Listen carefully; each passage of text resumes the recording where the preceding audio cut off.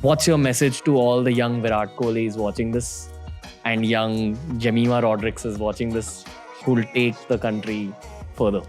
I'm so glad you used the second name. I think when I watch the women's league, it's like watching a new emerging kind of activity. Vikings would always invade with the women as well.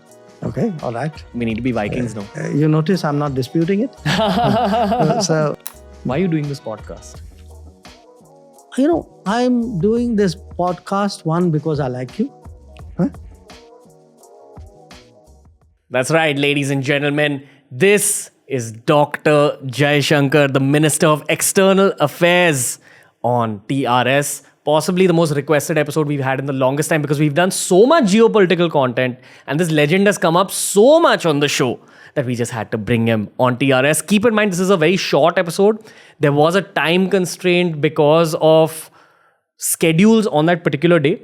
So I couldn't podcast exactly the way I wanted to with Dr. Jaishankar, but it's a beginning. You're going to see an incredible episode of TRS up ahead. Special thanks to MyGov India for making this happen. This is my mid-20s dream to talk to this man, considering how much he's done for the country, considering how he's rewritten the country's branding on a global stage. This was a great icebreaker with the legend. As I said earlier, I was a little nervous to speak to the cabinet ministers, but Dr. Jaishankar made me feel extremely comfortable. That's his actual real life vibe if you're a young, motivated Indian. And that's what this particular episode 1 with Dr. Jaishankar was about. It was about the young, the new, and the motivated India. I hope you enjoy this particular episode. I hope every single young Indian watches this episode because, to be honest, jokes apart, we're living through some intense times and we need to turn to people like Dr. Jaishankar for guidance about the future. So, I'm going to let you slip into the episode. It is a slightly shorter episode. We will come back with a much longer one with Dr. Jaishankar. But for now, enjoy this legendary piece of TRS.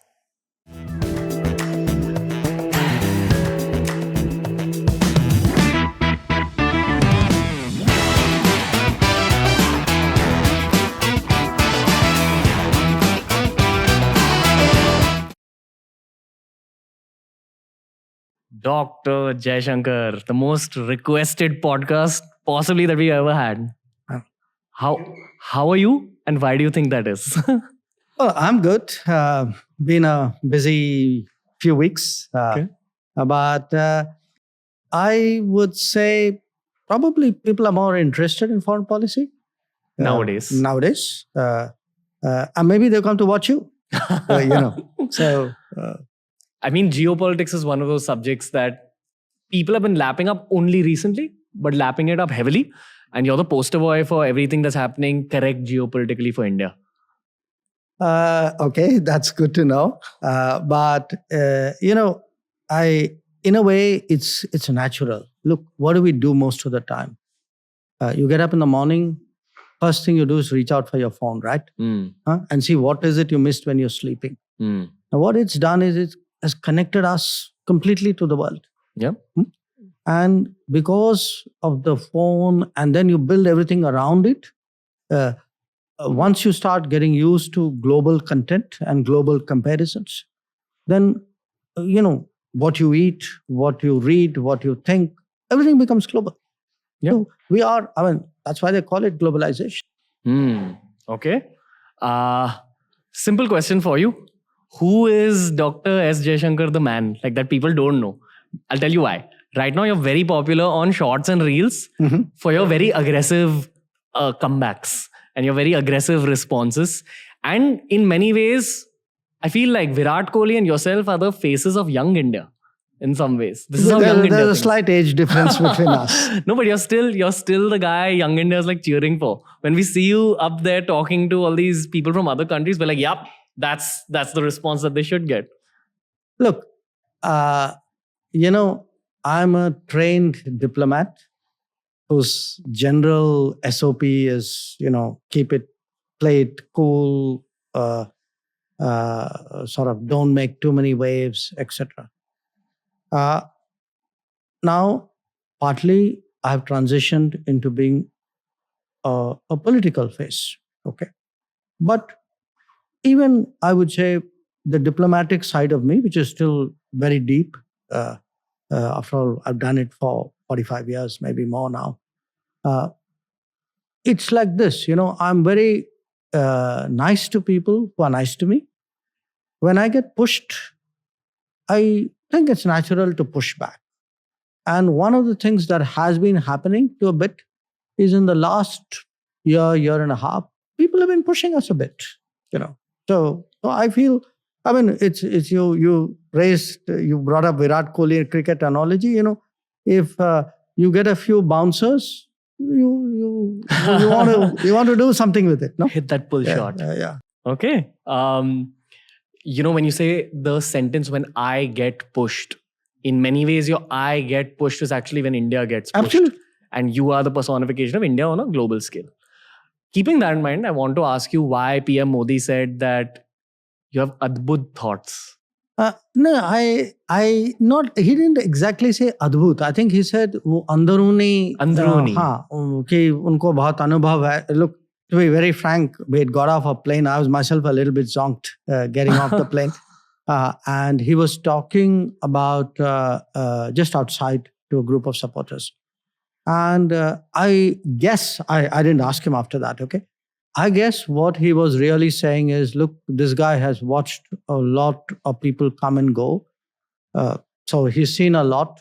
So maybe you should talk to him and ask him what's different. What's your gauge?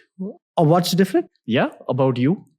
No, I don't think it was so much what he was talking about me. He was actually saying that, look, guys, talk to him because he will tell you how much the Prime Minister's visits have changed, how much foreign policy has changed, how much the country has changed. So it was more my thoughts rather than me as a subject that he was talking about. That's my take of it. I think it's one and the same thing. Whatever. Okay.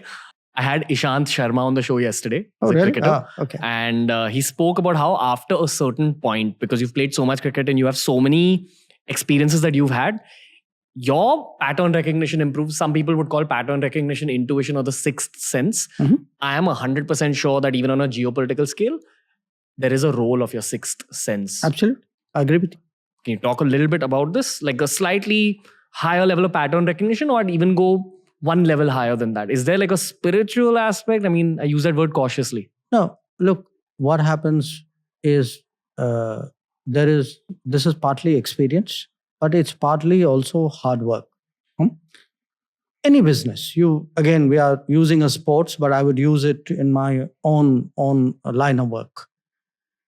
You spend a lot of time reading other players, understanding their game, their play, how does it work, their mind games which they try on you. So you try to see patterns in other people, in other countries, in other other foreign ministries, etc. Just like you do in sports. So in that sense, there's something it's a competitive activity. So if you're going up against a competitor, and I am a very competitive person, okay? I mean, when you ask me that bit, I absolutely let you know. I mean, I try to work out as much of it in sports, but I still have a lot left over for my real business. So if you are a competitive person, all the time your sixth sense, as you call it, is working on your, one part I'm listening to you, but if I've seen you do this before, we've talked before, I've prepared by watching you or studying you before, the sixth sense takes over. So sometimes, when you are in a situation, people sometimes ask you saying, oh, did you think about that line before? I didn't. I mean, that sixth sense takes over at that time because you already kind of, it's moving faster than your mind. And it's actually telling you, okay, they're going to hit you with this. So you're already processing it. So you see that coming at you before it actually comes at you. So that I would say it's more like a instinct. You call it spirituality. I wouldn't go that far, but Sure. There you have. But I just want to round off the earlier point. You asked me what did PM mean by that? What has changed? I think one part is we're really living under Prime Minister Modi in a different era. I mean, he has been in many ways personally transformational. He's churned the system in a very, very radical way. I mean, I joined the government when another Gujarati was a prime minister, Morarji Desai. Okay, so that's how far back I go. Huh? A lot of people, your listeners would be wondering, okay, what the hell is he even talking about? No. Huh? You're still the poster boy of young India. But look, it's not often you get people in any line of business, leave alone in something like running a nation. You can have the big thoughts, the strategic ideas, the grand vision. Huh? Very seriously, you have the revolutionary concepts that you chart out, okay, there's a different way of looking at a problem. That's one skill. And then you have going down to the details saying, okay, this needs to be tweaked, that detail needs to be looked at, this problem needs to be fixed. Guys, you haven't done the backup on this. Usually, there are talented people, inspired people who get the big picture. There are people who are very grounded, who kind of go down, drill down. It's very rare to find it in one person. And that, I would say, to me, is a very singular quality of Prime Minister Modi. Yeah. And that makes it very, in a way, very interesting to work with him, but it makes it very challenging because he can challenge you right up there. He can challenge you right down there, What's your current challenge? Look, the world's a tough place right now. We barely come out of this COVID thing. You had this Ukraine conflict. And all the consequences which came out of it, energy, food, inflation, fertilizer. If we had not handled it well, we actually, the Indian consumer today, the average person, you and me, it would have actually hit us in our pockets. We would have seen much higher inflation. We'd be paying much more for our oil than we are. So, I'm actually looking at the world where everything is coming at me at the same time. There's a health issue coming at me. There's an energy issue coming at me. I have a set of border problems on the border areas with the Chinese. I have the pending, the old problem with the Pakistanis who, have been doing terrorism for so long. And at the same time, I'm growing. My people are traveling abroad. And for me, one big part is how, foreign policy is not a kind of a board game or an academic exercise. It actually affects every person. So in my own mind, it's like, how do I get this foreign policy for you personally, right? How do I secure you when you travel? How do I look after you when you get into problems? How do I make sure, if you're a student, that you can work on the side and support yourself? Or that, you don't have to wait for 2.5 years for a visa by a foreign embassy. So it's, as I said, I've also learned, it's the small things, it's the big things. You got to get them both right. The one truth I've learned about geopolitics is that it's money oriented. If you have the money, it helps you geopolitically. The second truth I've learned is that, and this I've learned in the last 3 days speaking to the cabinet ministers, all right, is that the role of entrepreneurs is just do your own thing, create employment, increase the exports of the country, help the country become richer. Would you like to give the youth and especially entrepreneurs any other geopolitical advice when it comes to this? I don't want to use the phrase India versus China, but this whole scenario. How can we help? No, I think you're smart not using that phrase India versus China for this reason. Yes, we have issues with China, but that's not the only issue. I mean, we have to be fundamentally competitive. If I do not have the factories, if I do not have the as you say, the entrepreneurship, the businesses, the startup, the agriculture, the infrastructure, it's not just the Chinese. The rest of the world will also run over me. So, it is, at the end of the day, there are roughly 200 nations in the world. Okay, maybe about 125, maybe much smaller. Okay. After that, once you start grading them, there will be a zone. Okay. There'll be a zone of countries who constantly compete with each other.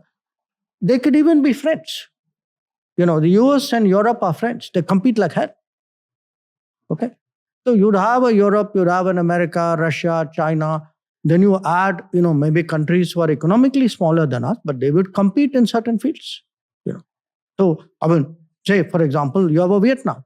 Vietnam is a much smaller economy. But the fact is, Vietnam competes when it comes to certain kinds of investment. Okay. So the bottom line, I think what the young people need to know is that today, it is all about building strengths. That when you say make in India, when you say startup India, when you say Gati Shakti, nobody is going to manufacture in India if your infrastructure is lousy. Okay. So they need to see the smart ports, the good roads, the rapid movement of goods. Now, if you have to do all this, if you really need to create jobs, to me, at the end of the day, it's all about creating jobs and opportunities. There are many roads to it. Even foreign policy, I would say, especially foreign policy, is one road, which is our job is also to market India, to brand India, to make India a magnet so that the rest of the world says, okay, these are responsible guys, these are safe guys, let's go and do business. They're not going to steal your stuff. Okay. Basically chase excellence, create employment. Absolutely. And as we move forward in this chase of individual excellence, you will achieve national excellence. Absolutely. Okay. Absolutely. In the sport of in the global sport of geopolitics. Absolutely. All right. Well said. When you meet one of our rival nations' foreign ministers, like we saw you doing the Namaste to Bilawal Bhutto, what is your interaction with him, which the news doesn't capture, which only podcasts can potentially capture? Mm-hmm. And what's your interaction like with, say, the Chinese foreign minister if you meet him? Diplomacy is an art of detail in a way. Okay, there's a lot of nuance, body language, how you dress, what you say, how you look, how you hold your hands or don't hold your hands. So all of this counts. It depends on the person. It depends on the situation. It depends, the context, national the relationship. Yes, that also. Okay. So you try to use. It's a bit like a choreography. So you use that occasion to do the signaling. I could modulate it depending on that. So it would depend on the situation. So there are times and occasions. So I wouldn't say there's a single formula. Okay. Very raw question for you. Oh, please. So pardon me if I'm crossing a line. No. What's the most pissed off you've gotten at one of these meetings? I'm sure something would have been said that just irritated you as a human being. And what was your response? And you don't need to name, or you can name if you wish. Rarely by personal things, because mostly I've learned to absorb it. I take it's par for the course for me. Okay. So, what happens is things do get under my skin. And I give you a recent example. I've spoken about it. I was actually landed, I forget, from Bangalore or something on a plane. And I saw this picture of this guy climbing up the Indian High Commission in London and trying to pull down a flag. So absolutely, it got under my skin. So, or if people, they try and score points, I personal points, I just shrug it. Okay, I put. But if I feel in some way the collective I in some way is demeaned or attacked or something, yes, that's when I get pushed. Okay, that I, as you rightly said, is not me the I, but I the India. That sense that somewhere, if you're not given the respect, or you're not, if your people are condescending, or sometimes people ambush you. Okay. And professionally, when do you feel the most alive? Like, when do you feel that you were born to do exactly this? That's a feeling which kind of grew on me over a period of time. Part of it was, I actually studied international relations, which is not that usual for people in diplomats. Now, I'm only the second foreign minister who's actually been a diplomat. Natwar Singh was the only other guy who've been in that. So in a sense, my studies, my first long profession, my current responsibility, and even I had a brief break in business.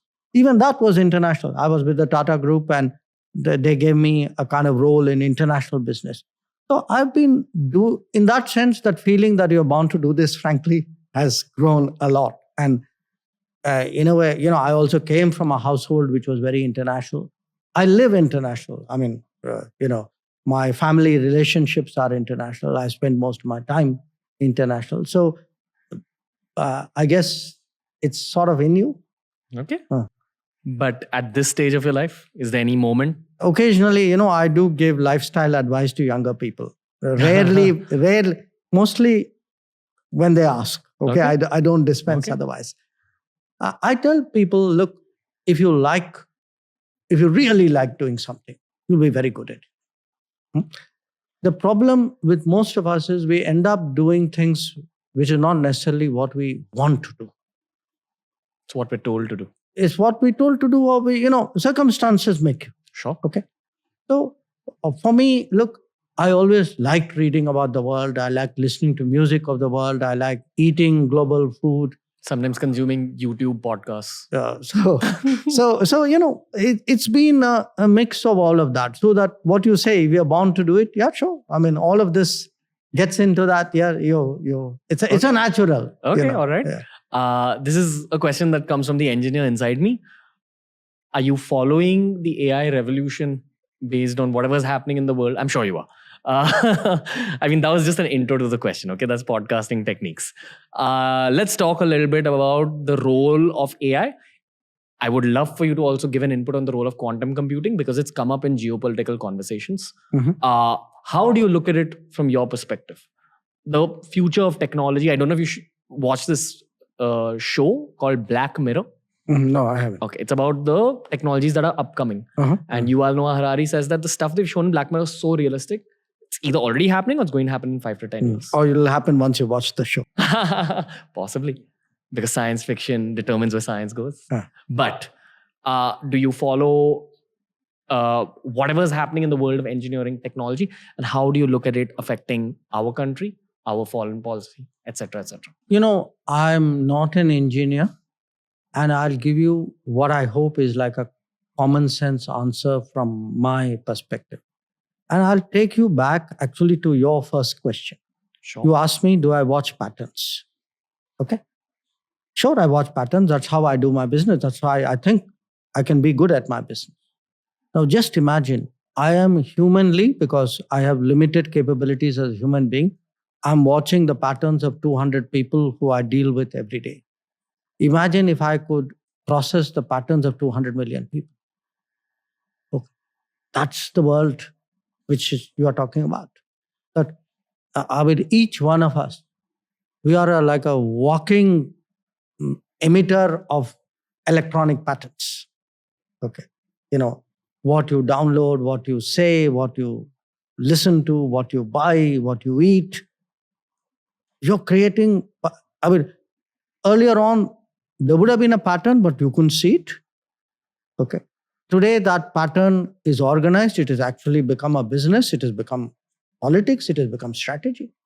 It is actually, at the end of the day, this how do you sort of mega process patterns? And that then gives you a fantastic edge. So, imagine a Virat Kohli who has at his fingertips everything about everybody is ever going to be batting against. Man, that's a dream world, isn't it? Be able to predict each delivery, each strategy.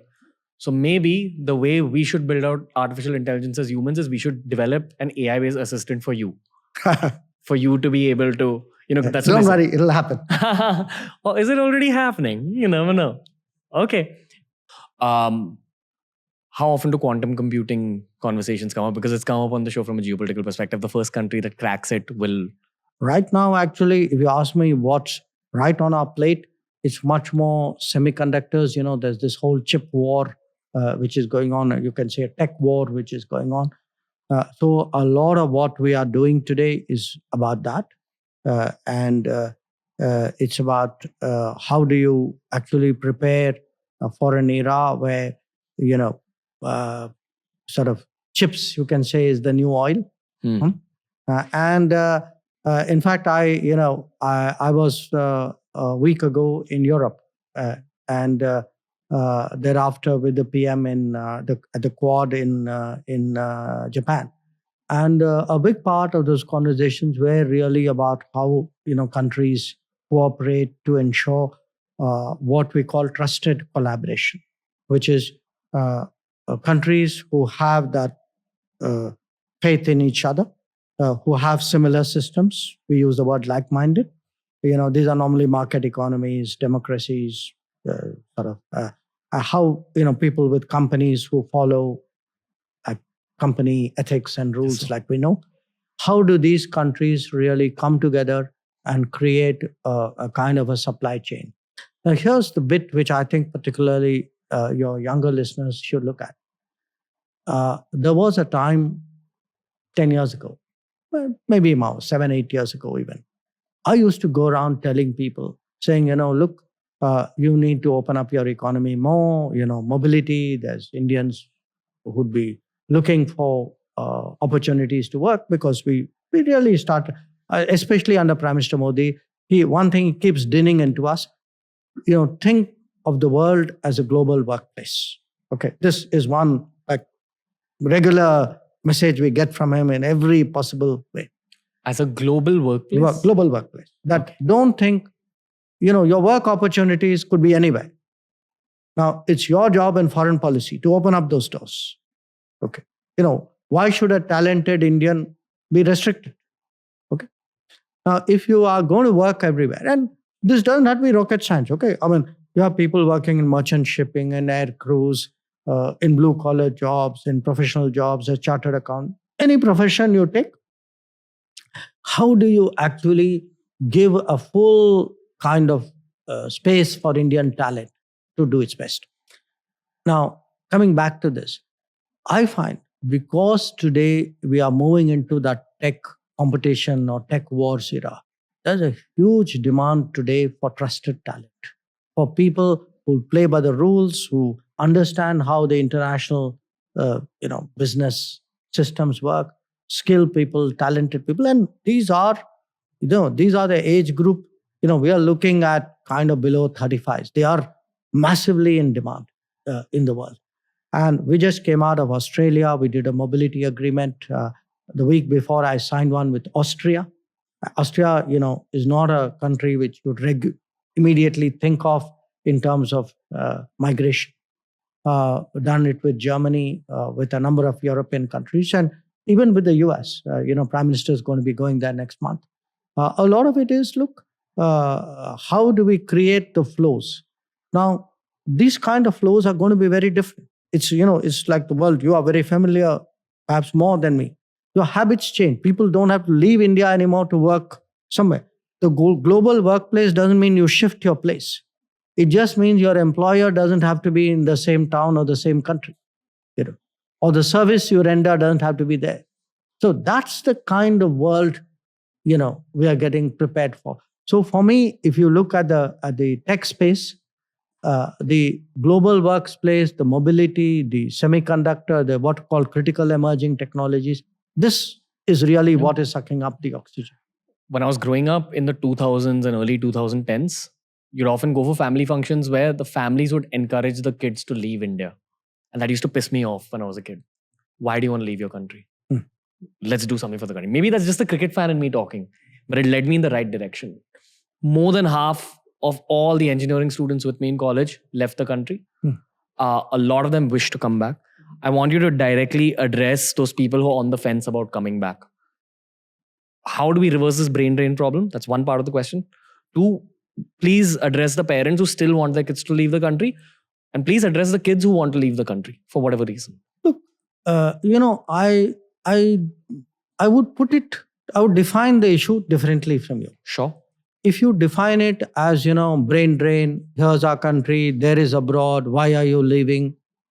You're making it a kind of choice which you may not necessarily get the outcomes you want. Okay.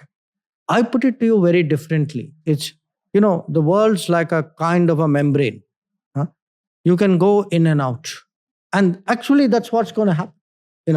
I see, I've actually encountered a lot of people who do a job, go abroad, do a job, come back, go again abroad.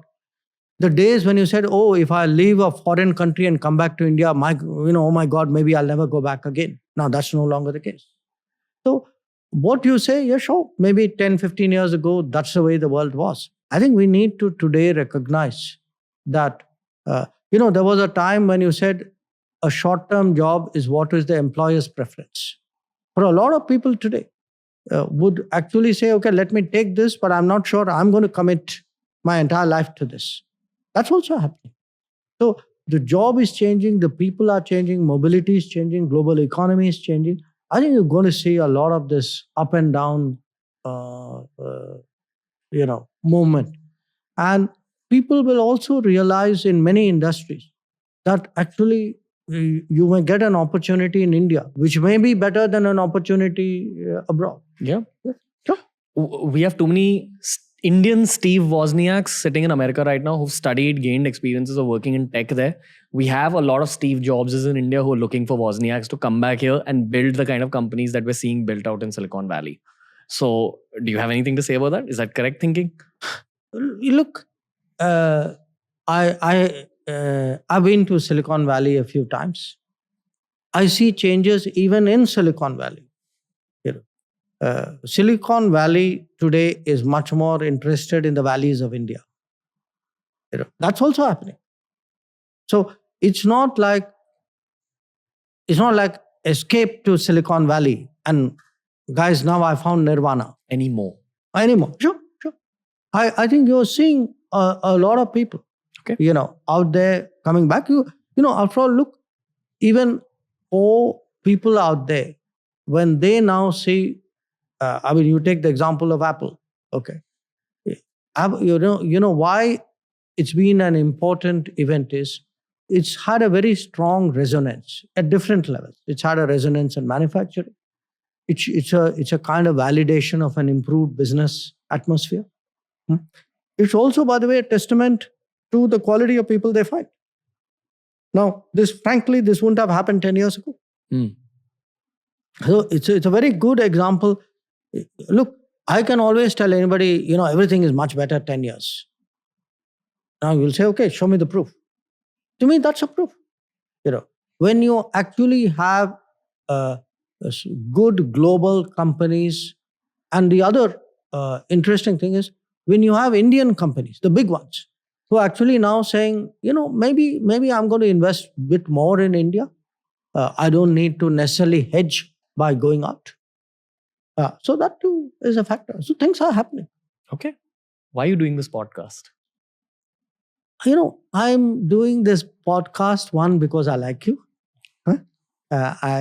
But two, I'm also doing it because I feel today you need to get people to understand what we are about, what the government's about, what the world is about. And different people absorb differently. Okay. There's still people, the beauty with India is you have 20 different mediums spread over 200 years. All of them are still working. It's like having an old model that's also working, and the latest gizmo is also working. So today, Man Ki Baat also works. Okay, newspapers also work. But it's who you're talking to. Okay. So, this is a different set of people I'm talking to, a different generation of people I'm talking to. I would love to believe that my podcast audience is the one that wants aggressive growth. It's the Virat Kohlis of the future of this country. I hope so. So considering that these are all extremely aggressive leaders, one last question for you on this chat, and I hope it's the first chat of many, many more chats that we have eventually. What's your message to all the young Virat Kohlis watching this and young Jemima Rodriguez watching this who will take the country further? I'm so glad you used the second name because, I actually this year got really, it's something which I've followed for some time. But I think when I watch the women's league, and I find that's something which is also really, it's like watching a new emerging kind of activity. But Vikings would always invade with the women as well. Okay, all right. We need to be Vikings now. Let's go on. You notice I'm not disputing it. But no, look, my message would be different era, have self-belief.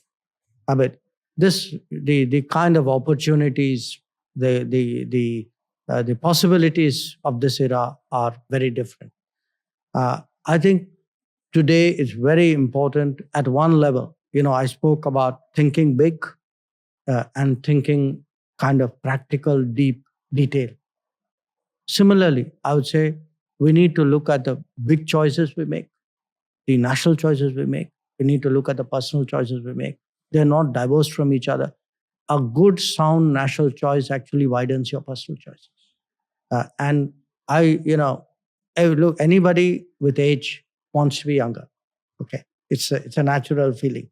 But truly, for someone who's today, say 20, there's a world waiting out them to happen.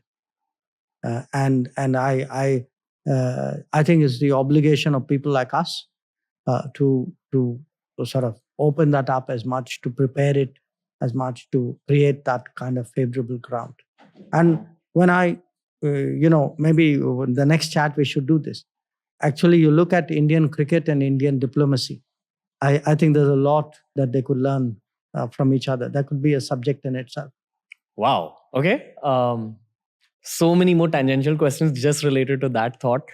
One last question. There's also a lot of YouTubers, and I would like to say extremely early thought leaders. Maybe we are, because we do influence a large mass of people.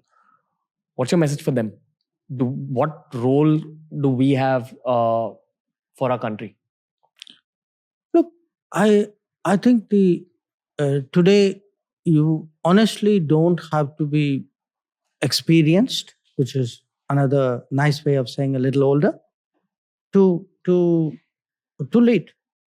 Leadership can come from a young person.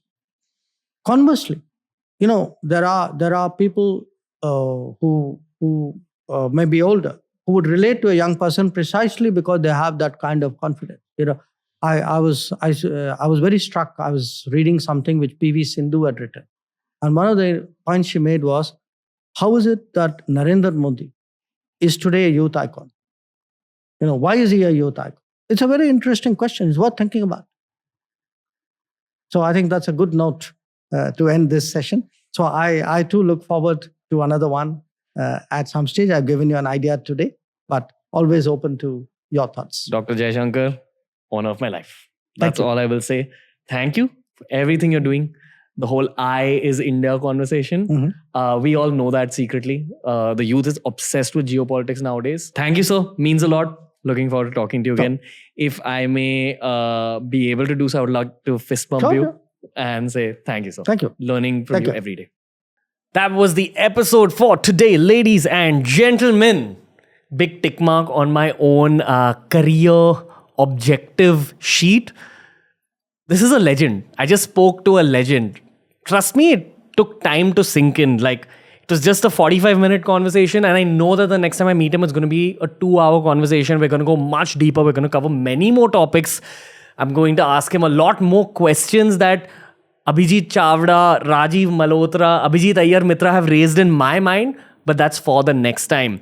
For now, I request you to share this episode as much as possible. More cabinet minister interviews are coming up. Thanks to MyGov India helping TRS crack these conversations. Please give me your feedback, ladies and gentlemen. I want to know what you thought of this conversation. I want to know what we can improve. And I want to know who else you'd like to see when it comes to this political phase of TRS. I always try bringing out the human side of the person.